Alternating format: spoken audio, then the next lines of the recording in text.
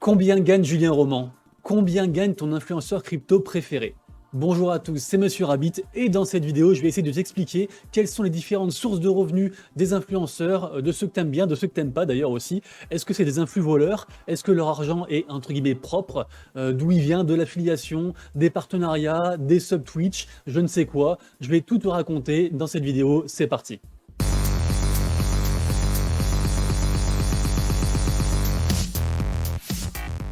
Bon, commençons directement la vidéo par un démenti. Non, je ne connais pas le salaire de Julien Roman. C'était simplement ce qu'on appelle un clickbait. Tu t'es fait avoir, mais ne pars pas, car je te promets que la vidéo va être intéressante et que tu pourras même toi-même d'ailleurs participer à cette vidéo. Alors, rentrons tout de suite dans le vif du sujet. Comment font les influenceurs crypto pour gagner leur vie? Alors déjà, quand je dis influenceur, c'est avec des guillemets. Moi, personnellement, je n'aime pas ce mot. Mais écoutez, certains l'assument, d'autres non.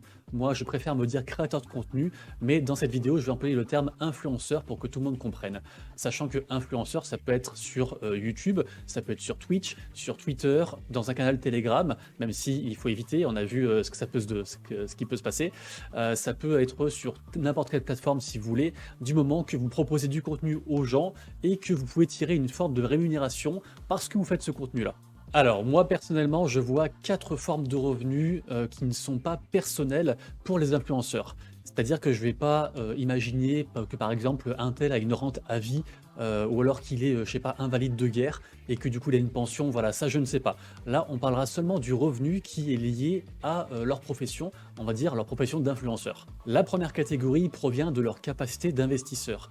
En effet, ces influenceurs vous proposent de vous donner en fait des tuyaux, de vous aider pour vous-même investir. Donc si eux-mêmes sont des piètres investisseurs, en fait ça ne sert à rien. Donc en général, et bien sûr ce n'est pas une valeur sûre, il y en a qui sont des escrocs, il y en a qui sont legit. Donc après ça, vous verrez par vous-même, vous ferez votre propre avis.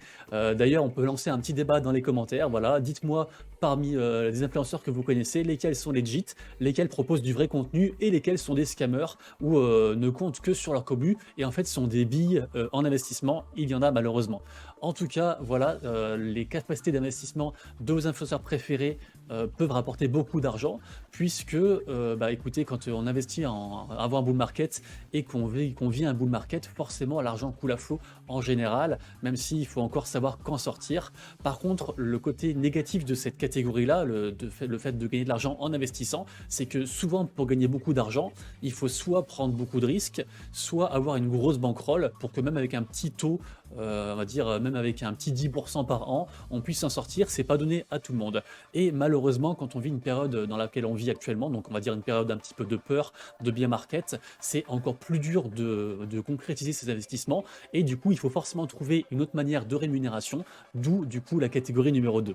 La seconde catégorie, c'est bien sûr par leur travail. Vous ne le savez peut-être pas, ou peut-être que vous vous en doutez, mais la plupart des influenceurs doivent encore travailler à côté, ou alors c'est leur choix, ils préfèrent travailler à côté pour avoir une sécurité et ne pas tout miser sur leurs investissements. En tout cas, ce qui est sûr, c'est que il y a beaucoup d'influenceurs qui sont employés, certains sont à leur compte et proposent d'autres formes de rémunération, enfin pardon, d'activité, par exemple des formations, ça peut être ça.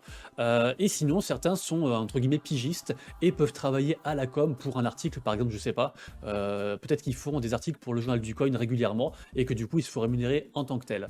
En tout cas, choix ou non, le travail reste malgré tout, même si tout le monde voudrait atteindre la liberté financière, le travail reste une valeur sûre d'avoir de l'argent de nos jours. Et d'ailleurs, on pourrait ajouter à cette catégorie les revenus liés à YouTube, la YouTube Money bien sûr, ça pleut, pas du tout. Pour ma part, effectivement, c'est juste un petit plus. Par exemple, j'ai gagné 51,68 $ avant la taxation, avant l'impôt avec l'URSSAF, sur les 30 derniers jours. Donc vous voyez que c'est un petit truc, mais voilà, on compte pas forcément dessus. Donc à moins d'être, je sais pas, hasher ou un très très gros influenceur, en général, ça met juste un petit peu de beurre dans les épinards. Et encore, il faut pouvoir acheter les épinards. La troisième catégorie, et qui me concernant est celle qui me rapporte le plus d'argent, ou en tout cas qui me permet de vivre de ma passion, c'est la catégorie des partenariats. En effet, qu'ils soient ponctuels ou permanents, les partenariats font vraiment vivre les créateurs de contenu.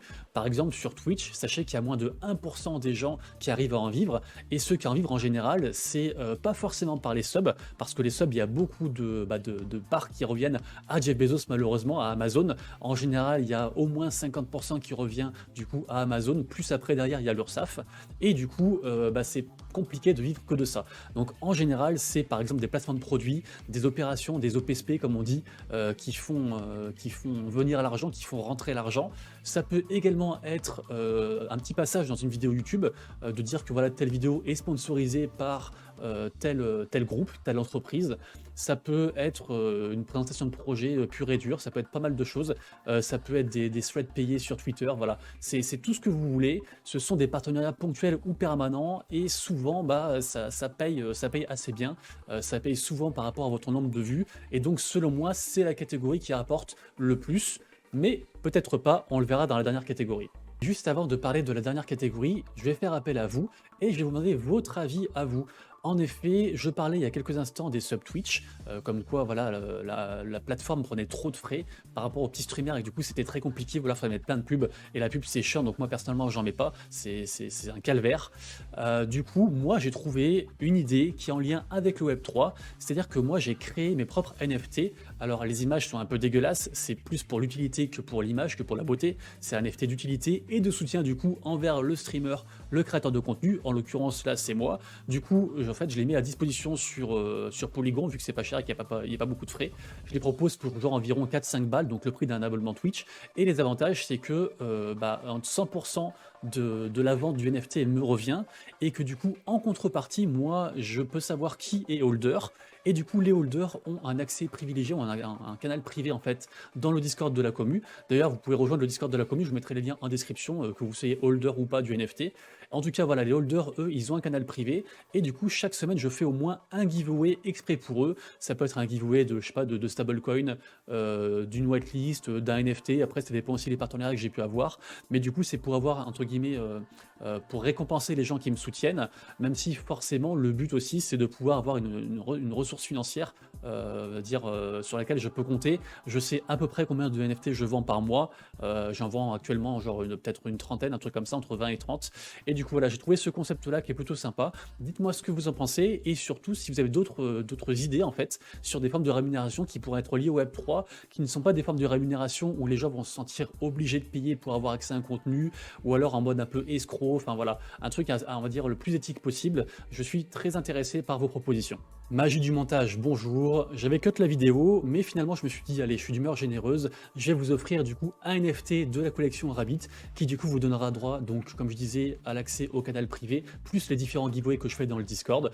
Pour ce faire, pour participer, c'est rien de plus simple, du coup vous avez juste à liker la vidéo et à mettre un petit commentaire, ce que vous voulez, et je tirerai au sort ça dans la semaine. Donc du coup, bonne chance à tous. Et enfin, la dernière catégorie, et qui peut rapporter gros, c'est en fait, c'est toi et moi. En fait, oui, c'est toi et moi. C'est-à-dire que on peut déjà donner de l'argent si on le veut à un créateur de contenu, à un influenceur. On peut donc s'abonner sur Twitch, on peut lui faire un don directement, on peut faire pas mal de choses. On peut aussi enclencher tout ce qui est parrainage, tout ce qui est affiliation.